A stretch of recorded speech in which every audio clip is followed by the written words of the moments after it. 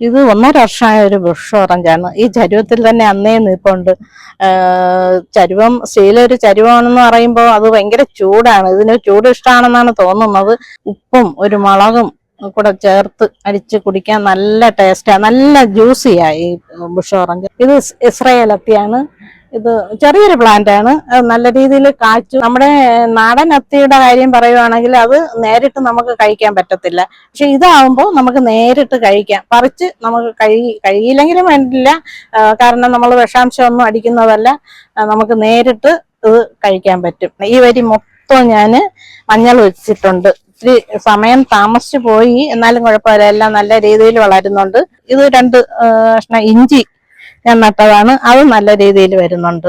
കഴിഞ്ഞ പ്രാവശ്യം എനിക്ക് വീട്ടാവശ്യത്തിന് 2 കിലോ കിട്ടി. ഞാൻ 2 കിലോ പൊടിച്ചെടുത്തു. ഇത് കൂടുതലുണ്ടെങ്കിൽ ഞാൻ പുറത്ത് കൊടുക്കും. ആൾക്കാർ ചോദിക്കുന്നുണ്ട്, ഇത് കൂടുതൽ ഉണ്ടെങ്കിൽ